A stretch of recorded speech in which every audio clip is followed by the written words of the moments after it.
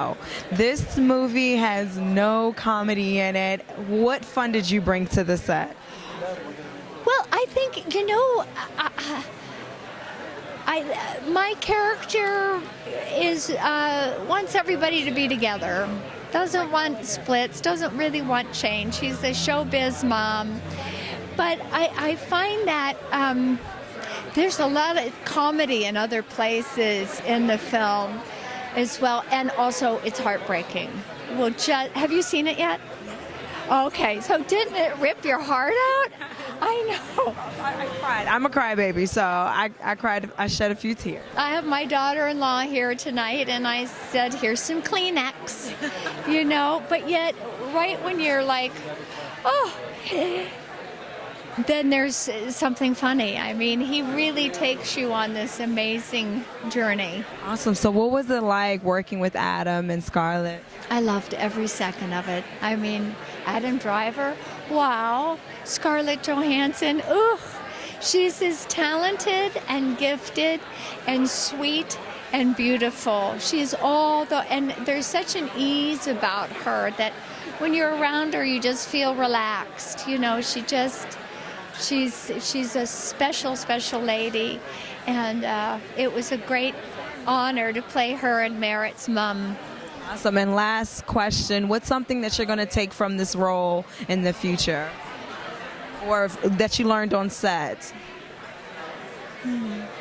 I don't know. Sometimes I think it was just as good as it gets. Awesome. Well, thank you so much. It's a pleasure. I love this top. Thank you. Awesome. See our locks here. Yes. Yes, certainly. Oh, trust me. We understand. Keep it right there. We understand. Yeah. Awesome. So, thank you for joining us. How important is this story to you to be told? You know what? Yeah, I feel like a marriage story, right? We're in a time when we're talking about equality. We're talking about how women and men and everybody in between finds love for each other, holds on to that love. This story couldn't be more interesting and relevant to me.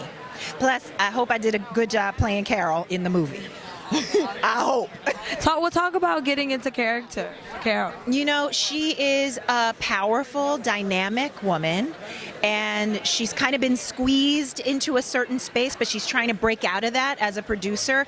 And part of breaking out of that means looking behind her and lifting up other women, which in this case is Scarlett Johansson's character. So I hope that energy comes through, lifting our sisters up. Awesome. Talk about working with Scarlett. She's wonderful, and I think that like a lot of people in her position, she's larger than life until you're sitting in the makeup chair next to her, and then she's just another person who works hard and does her best, and I really enjoyed spending time with her. I have to say she also was really protective of all of us. When my foot was hurting and I didn't want to tell, the costume people, she was like, girl, tell them your foot hurts. So it was so wonderful to kind of see, community happens everywhere, including with Scarlett Johansson as your scene partner. Awesome. So now that everything is done, when you have your hair tied up, you take your makeup off, and you turn on Netflix, what are you streaming? You know what? I am just a little bit obsessed right now. Well, okay, do I really admit this? We want to hear it. Tell it all. We're not going to judge you. So this is going to sound crazy, but I do voices, if people don't know that. So I play, in this movie, I'm somebody else, but I'll be English, or I'll be an old lady. I'll be so many different types of people. It's weird. And so I've always loved different voices and animation. And if people have not checked out BoJack Horseman, it's in its 6th season. And I just love the range of personalities, and that is animated. So I'm a little bit obsessed with it. It might be a little out of left field answer. But that's what I'm feeling. I might go check it out myself now. Kind of dope. It's about this town, and I just love it. Awesome. Well, thank you so much for your time. You look beautiful. Thank you so much. Mom characters. What draws you from that away from being Black Widow? It's funny, but there's a lot of Black Widow also. It's so weird to call her that. I have to say Natasha because that's okay, girl, Natasha. Natasha. Natasha also is some of all her parts. Like these two other characters that I play, Rosie and Jojo Rabbit, and Nicole in Marriage Story are I mean, they're women. They're fully realized women. And it's nice to be able to play women that are complicated and, they're like some of all their parts. They're strong, they're vulnerable, they feel like they have a true calling or path, and then sometimes that rug is pulled out from under them and they're from underneath them and they're lost, and they're complicated people, and it's nice to be able to play women, real women. I love that, and we love you. Thank you so much. You're welcome, Thank girl. Work it out. How did being a mom yourself affect your portrayal of Nicole for this film? Nicole identifies so much as a mom. It's kind of, she probably would say number one, that's what she is. And, I feel that way, too. And not to say that you have to experience what your character's going through in order to understand it, but it was really invaluable to be able to understand what it means to, have someone in your life that you would do anything for, and that is your complete priority. And just knowing what that is, it's really helpful. That's incredible. Yeah. And you're a woman who's done so much. You have an incredible career. You have a daughter. How do you do all of this? And what advice would you give to young girls who are trying to do all of the above?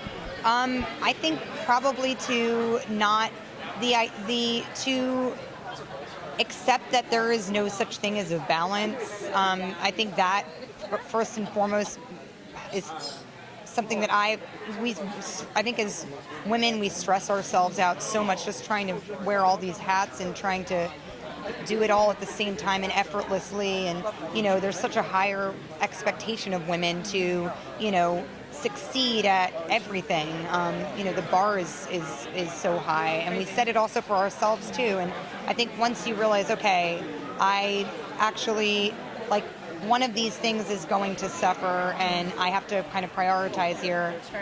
And that in itself, I think, gives you a lot of space in your mind to reach your goals, prioritize. I always say, be kind to yourself, and I think that allows you to actually, get a bigger picture of what you want to achieve. Absolutely. Give yourself some grace. And as millennials, they say that the marriage counts is getting low. What's something that you want to leave for millennials and to learn from lesson in this?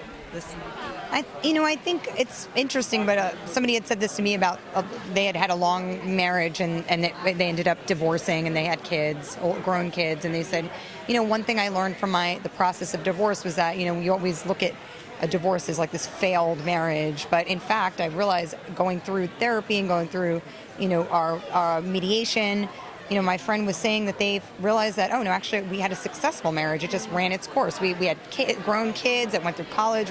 We shared, we lost, we gained together, and I think that's something that's really important to keep in perspective. That you don't have to look at a divorce as being a failure. It's just again in a relationship that's kind of run its course, and you have to take all the good with it too, not just the bad that you're left with. Millennials are not getting married. What does this movie mean to your legacy and the lesson that you're leaving and the lesson that you're giving to us? Well, I think it's principally a love story. That even though it's a story, there's a narrative of divorce, but no matter what goes on in the movie, no matter how contentious things get at times, love is always present in the movie. And it's also a story of people who, they reach a point in the movie where you can't imagine how are they ever going to come to some kind of agreement. And I think that's not a bad story right now, to watch people actually figure it out, because they have to figure out a way to go forward, apart but together. Well, thank you so much. Congratulations. Where is the buzz? Where is the buzz? You said was mine.